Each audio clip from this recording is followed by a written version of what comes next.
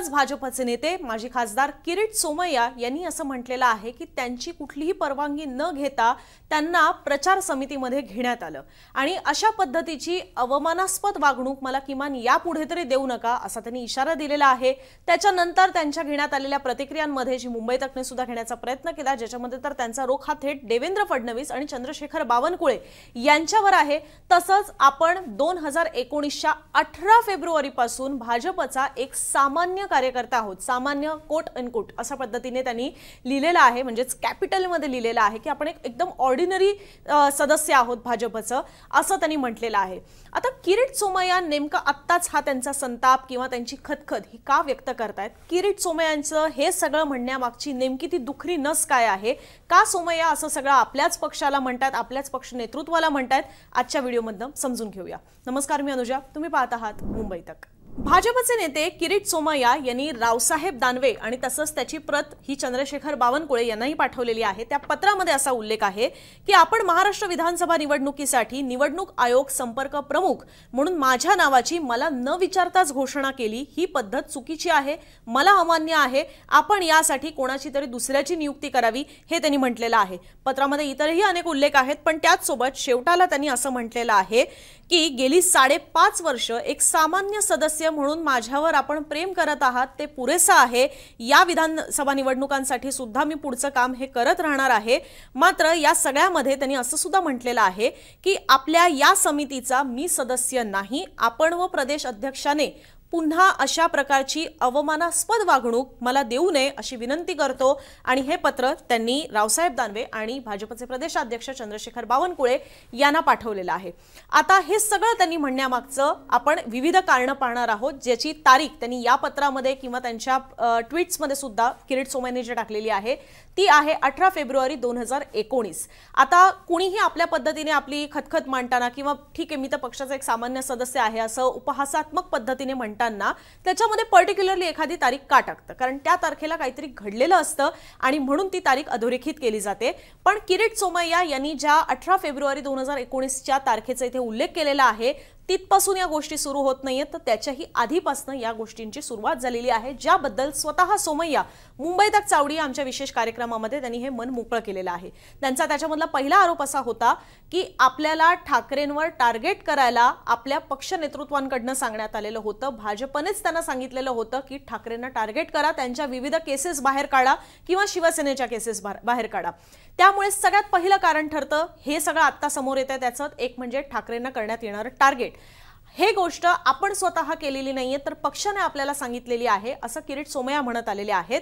तसंच हे टार्गेट 2019 पासून नाही, तर आपल्याला कल्पना असेल की 2017 ज्या वेळेला महाराष्ट्रामध्ये खरं तर भाजप शिवसेनेचं एकत्र सरकार होतं, पण तरी सुद्धा 10 महानगरपालिकांच्या निवडणुका लागलेल्या होत्या, मुंबईसह पुणे, नाशिक, नागपूर आणि इतर सुद्धा। त्यातल्या मुंबई म्हणजे इतरही सर्व महापालिकांच्या निवडणुकांमध्ये शिवसेना भाजपची युती तुटलेली होती। गेली 25 वर्ष आपली युतीमध्ये सडली आहेत असं उद्धव ठाकरे म्हणालेले होते आणि महानगरपालिकांच्या निवडणुकांमध्ये त्यांनी युती तोडली। सरकारमध्ये एकत्र, राज्यामध्ये मात्र महानगरपालिकांमध्ये ही युती तुटली आणि त्याच्यानंतर किरीट सोमय्या यांनी एकामागून एक शिवसेनेवर आरोप करायला सुरुवात केली। मुंबई महानगरपालिकेमध्ये किती मोठ्या प्रमाणात भ्रष्टाचार आहे, वांद्र्याचा माफिया, असे अनेक विशेषण सुद्धा त्यांनी ठाकरे परिवाराला लावायला सुरुवात केली आणि तेव्हापासूनच भाजपच्या काही प्रमुख नेत्यांच्या टार्गेटवर हे उद्धव ठाकरे राहिलेले आहेत। मात्र उद्धव ठाकरेंची एक प्रकारे आर्थिक पद्धतीने कोंडी करण्याचा किंवा त्यांच्यावर आर्थिक किंवा भ्रष्टाचाराचे आरोप करायला कोणी सुरुवात केली असेल तर ते हे आहेत किरीट सोमय्या आहे। 2017 पासून या सगळ्या गोष्टींना सुरुवात झालेली होती आणि म्हणूनच किरीट सोमय्या हे कुठेतरी शिवसेनेच्या अगदी खूपत होते। मग ते उद्धव ठाकरेंचे असतील, संजय राऊतांसारखे नेते असतील, या सगळ्यांना खूपत होते किरीट सोमय्या। आणि म्हणूनच ज्या वेळेला आता मुद्दा येतो तो म्हणजे तारखेचा। त्यामुळेच दुसरं टार्गेट जे आहे ते आहे ठाकरेंच्या सांगण्यावरनं पत्रकार परिषदेतनं आपल्याला बाहेर काढणं आणि तीच तारीख आहे ही 18 फेब्रुवारी 2019। 18 फेब्रुवारी 2019ला तेव्हाचे भाजपचे राष्ट्रीय अध्यक्ष अमित शहा हे मुंबईच्या दौऱ्यावर आलेले होते। खास मातोश्रीवर ते गेलेले होते उद्धव ठाकरेंना भेटायला, जिकडे देवेंद्र फडणवीस सुद्धा तेव्हाचे मुख्यमंत्री हे उपस्थित होते आणि त्या सगळ्यांमध्ये युतीच्या वाटाघाटी झाल्या। त्यानंतर हे सगळे जण एकाच गाडीतनं वरळी इथल्या ब्लूसी हॉटेलमध्ये पोहोचलेले होते आणि ज्या वेळेला हे सगळे जण तिथे पोहोचले त्यावेळेला आधीच तिथे काही नेते हे उपस्थित होते, ज्यांच्यामध्ये किरीट सोमय्या यांचं सुद्धा नाव होतं। मात्र ठाकरेंनी त्यावेळेला कुठेतरी आक्षेप घेतल्याचं बोललं जातं आणि त्याच्यानंतर किरीट सोमय्या जे त्या पत्रकार परिषदेच्या ठिकाणी त्या हॉटेलमध्ये उपस्थित होते त्यांना तिकडनं बाहेर जायला सांगण्यात आलं असं म्हटलं जातंय। सगळ्या पत्रकार जे त्या ठिकाणी पत्रकार परिषदेला तिथे गेलेले होते त्यांनी सुद्धा ती गोष्ट अगदी हेरलेली होती की सोमय्या अगदी हसत खेळत तिथे होते, मात्र ज्या वेळेला उद्धव ठाकरे यांचं तिथे आगमन झालं त्याच्या आधी त्यांना जायला सांगण्यात आलेलं होतं आणि ही सुद्धा गोष्ट किरीट सोमय्या यांना त्याची सल जी आहे किंवा त्या गोष्टी ज्या आहेत त्या किरीट सोमय्या यांना लागलेल्या आहेत। आता तुम्हाला 18 फेब्रुवारी 2019चा उल्लेख याच्यामध्ये का आहे हे तर कळलं असेलच, पण याच्यामध्ये तिसरा मुद्दा येतो की का सोमय्यांना या सगळ्या गोष्टी खुपतात, तर त्यांचं लोकसभेचं तिकीट कापणं। ज्या वेळेला त्यांना उद्धव ठाकरे तिथे आलेले आहेत आणि पत्रकार परिषदेतनं बाहेर जावं लागलेलं आहे, कुठेतरी त्यांना या सगळ्या गोष्टीची कुणकुण ही तिथेच लागलेली असणार आहे। ही जी पत्रकार परिषद झालेली होती ती 2019च्या लोकसभा निवडणुकांच्या अवघ्या 3 महिन्यांआधी झालेली होती की ज्या पत्रकार परिषदेमध्ये येणाऱ्या 2019च्या लोकसभा तसंच विधानसभा निवडणुकांमध्ये भाजप शिवसेनेची युती झालेली आहे, जागांचं नेमकं समसमान पद्धतीने वाटप होणार आहे, या सगळ्या गोष्टींची घोषणा ही याच पत्रकार परिषदेमध्ये झालेली होती। पण त्या पत्रकार परिषदेमध्ये खरं तर ही युती होण्यासाठीच्या ज्या काही अटी आहेत, मग ते नाणारच्या प्रकल्पाला स्थगिती मिळणं किंवा इतर सगळ्या गोष्टी असतील, मेट्रोचं कदाचित कारशेड असेल, या सगळ्या ज्या अटी त्यांच्या युती कन्फर्म करण्यासाठी ज्या घालण्यात आलेल्या होत्या शिवसेनेकडनं त्या मान्य करण्यात आलेल्या होत्या आणि त्या जाहीर पत्रकार परिषदांमधनं सुद्धा सांगण्यात आलेल्या होत्या। पण त्याच्यामध्ये कुठेतरी येणाऱ्या पुढच्या ज्या लोकसभा निवडणुका होत्या 2019च्या त्यावेळेला किरीट सोमय्या जे ईशान्य मुंबईचे खासदार होते, विद्यमान खासदार असून सुद्धा त्यांचं तिकीट हे कापण्यात आलं आणि त्याच्या मागे सुद्धा प्रमुख कारण हे उद्धव ठाकरे आहेत असंच म्हटलं जातं की ठाकरेंच्या सांगण्यावरनं सोमय्या यांना पुन्हा संधी देण्यात आली नाही आणि तिथले जे नगरसेवक राहिलेले होते मनोज कोटक त्यांना भाजपने थेट लोकसभेचं तिकीट दिलं आणि किरीट सोमय्या यांचं मात्र तिकीट कापण्यात आलं। याच्या मागे सुद्धा कुठेतरी ठाकरे असल्याचं किरीट सोमय्यांना अर्थातच वाटतं आणि तसंच म्हटलं सुद्धा जातं। आता प्रश्न येतो पुढचं चौथं कारण ते म्हणजे की युती तुटल्यानंतर सुद्धा न झालेलं पुनर्वसन। आता युती आहे त्यामुळे कदाचित किरीट सोमय्या हे शांत सुद्धा बसले असतील किंवा त्यांना पक्ष नेतृत्वांच्या सांगण्यावरनं शांत बसावं लागलेलं असू शकतं की त्यांची युती झालेली आहे म्हणून आता जरी तिकीट कापण्यात आलेलं असलं तरी आपण शांत राहणं गरजेचं आहे, भले आपण त्यांच्यावर कितीही आरोप केलेले का असेना। पण 2019च्या विधानसभा निवडणुकांनंतर आपल्याला कल्पना आहे की मुख्यमंत्री पदाच्या मुद्द्यावरनं शिवसेना भाजपची युती तुटली आणि त्याच्यानंतर भाजपला विरोधी पक्षात बसावं लागलं आणि उद्धव ठाकरे यांनी राष्ट्रवादी आणि काँग्रेस सोबत जाऊन महाविकास आघाडीचं सरकार स्थापन केलं, उद्धव ठाकरे मुख्यमंत्री झाले। आता तर युती तुटलेली आहे म्हटल्यानंतर तरी किरीट सोमय्या यांचं पुनर्वसन कुठल्या ना कुठल्या पद्धतीने होणं अपेक्षित होतं। ना महाराष्ट्रातल्या कुठल्या पदावर त्यांना ठेवण्यात आलं किंवा ना त्यांना राज्यसभेवर पाठवण्यात आलं किंवा मधल्या काळामध्ये कुठली पोटनिवडणूक असेल तर तिथे सुद्धा ऍडजस्ट त्यांना करण्यात आलं नाही। ही सुद्धा गोष्ट जी आहे ती किरीट सोमय्या यांना सलते किंवा त्या गोष्टीचा त्यांना त्रास होत असावा की आता तर युती तुटलेली आहे, आता आपल्याला कॅन्डिडेटवर द्यायला कोणी अडचण करू शकत नाही किंवा कोणी आक्षेप घेऊ शकत नाही। अशाही परिस्थितीमध्ये किरीट सोमय्या यांना संधी जी आहे ती देण्यात आली नाही। त्याच्यानंतर एंट्री होते ती पुन्हा एकदा किरीट सोमय्यांची। पाचवं कारण याच्यामध्ये आहे की पुन्हा एकदा उद्धव ठाकरे यांना टार्गेट करण्यात आलं आणि केवळ उद्धव ठाकरे नाही तर उद्धव ठाकरे यांच्या शिवसेनेच्या अनेक नेत्यांना त्या काळातलं ठाकरे सरकार जे होतं त्यातल्या अनेक मंत्र्यांना सुद्धा किंवा त्या मंत्र्यांवर सुद्धा भ्रष्टाचाराचे आरोप, त्यांच्या मागे केंद्रीय तपास यंत्रणा ज्या लागलेल्या होत्या त्या सगळ्या मागे किरीट सोमय्या असल्याचं म्हटलं जात होतं। किरीट सोमय्या यांनी एकामागून एक अनेक नेत्यांच्या केसेस ओपन करायला सुरुवात केली, अनेक नेत्यांवर आरोप करायला सुरुवात केली।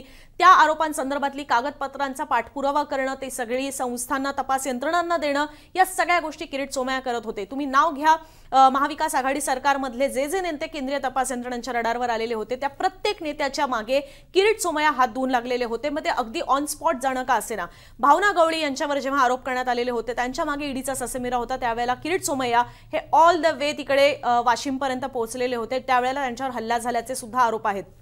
त्याच्यानंतर हसन मुश्रीफ त्यांच्यासाठी सुद्धा किरीट सोमय्या हे कोल्हापूरला निघालेले होते, ट्रेनने निघालेले होते, जिथे सुद्धा त्यांना मध्ये साताराच्या ठिकाणी एका ठिकाणी उतरावं लागलेलं होतं।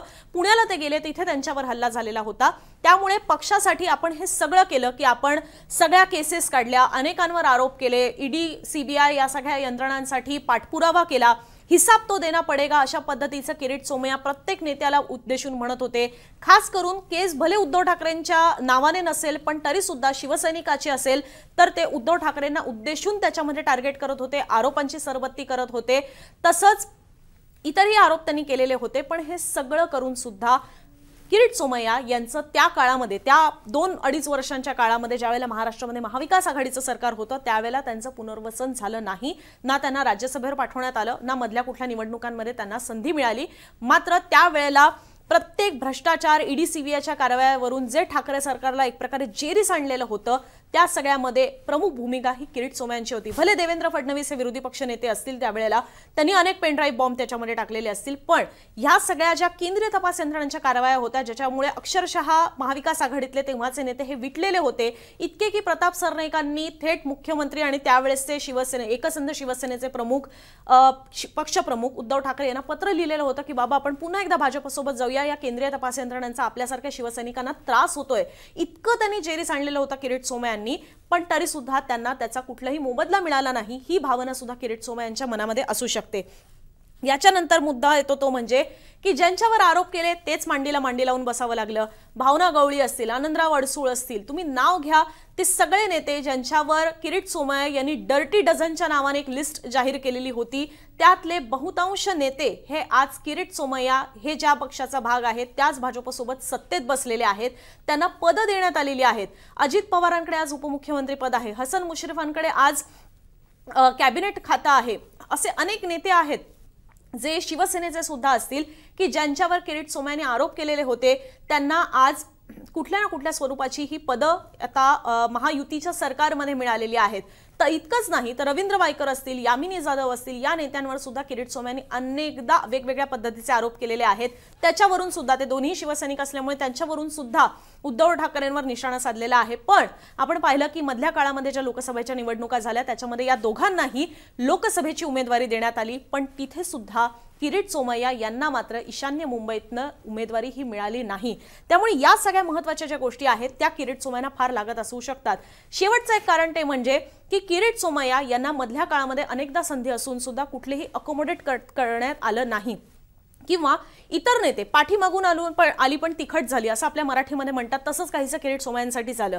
या मधल्या काळामध्ये आपण पाहिलेलं आहे अनेक नेते हे भाजपमध्ये आले आणि आज त्यांच्याकडे पदं आहेत। मग त्याच्यामध्ये धनंजय महाडिक हे नाव आहे की जे भाजपमध्ये आले आणि त्यांना राज्यसभेवर 2022 मध्ये पाठवण्यात आलं।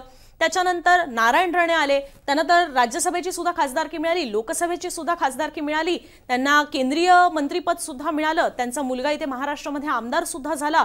त्याच्यानंतर अशोक चव्हाण हे सुद्धा आता म्हणजे अगदी 8 महिन्यांपूर्वी भाजपसोबत आलेले आहेत, त्यांना लगेच राज्यसभेवर उमेदवारी मिळालेली आहे। सो अशी अनेक नावं आहेत की जे नंतर भाजपमध्ये आले पण आज त्यांच्याकडे कुठल्या ना कुठल्या स्वरूपाची पदं आहेत। बरं, पर्टिक्युलरली ठाकरेंना अडचणीत आणण्यासाठी भाजपचे जे नेते आपल्याला सगळ्यात आघाडीवर पाहायला मिळतात, टीका करताना आघाडीवर पाहायला मिळतात, ते आशिष शेलार, आज त्यांच्याकडे सुद्धा आमदारकी आहे, ते मंत्री सुद्धा राहिलेले आहेत आधीच्या काळामध्ये, आणि तसंच ते मुंबई भाजपचे अध्यक्ष सुद्धा आहेत। नारायण राणेंसंदर्भात सुद्धा आपण म्हणालेलो आहोत की जे ठाकरेंवर अग्रेसिव्ह असतात पण त्यांच्याकडे सुद्धा कुठल्या ना कुठल्या स्वरूपाची पदं आहेत। इतरही नेते आहेत की ज्यांच्याकडे पदं आहेत, पण एकटे किरीट सोमय्या असे आहेत की ज्यांना कुठलंही पद हे या गेल्या 5 वर्षांमध्ये मिळालं नाही, मागून आलेले पुढे निघून गेले, पण किरीट सोमय्यांचं पुनर्वसन झालं नाही, त्यांना कुठेही अकोमोडेट करण्यात आलं नाही, साधी राज्यसभा सुद्धा देण्यात आली नाही। आता पियुष गोयल हे राज्यसभेवरचे खासदार होते पण लोकसभा जिंकले, त्यामुळे ती सीट रिक्त झाली, तर त्यावर सुद्धा किरीट सोमय्यांना संधी मिळाली नाही। त्यामुळे ही सगळी कारणं आहेत की ज्याच्यामुळे किरीट सोमय्या यांचा पेशन्स हा आता कुठेतरी सुटलेला आहे, संयम सुटलेला आहे, आणि आता त्यांचं सध्या तरी महाराष्ट्र भाजपचे जे नेते आहेत किंवा नेतृत्व आहे त्यांच्यावर संताप आणि राग व्यक्त व्हायला सुरुवात झालेली आहे। हळूहळू या गोष्टी केंद्रीय नेतृत्वापर्यंत जातात का, किंवा इथे हा अशा पद्धतीने राग व्यक्त करून तोच केंद्रीय नेतृत्वाला एक प्रकारे मेसेज देण्यात आलेला आहे का, हे सुद्धा याच्यातनं साधारणतः दिसून येते। किरीट सोमय्यांच्या या व्यथा, आरोप, खतखत या सगळ्या संदर्भात तुम्हाला काय वाटतं कमेंट बॉक्समध्ये जरूर आमच्यापर्यंत पोहोचवा। या आणि अशा अनेक महत्त्वाच्या माहितीपूर्ण व्हिडिओजसाठी मुंबई तकचं YouTube चॅनल सबस्क्राइब करायला विसरू नका। धन्यवाद।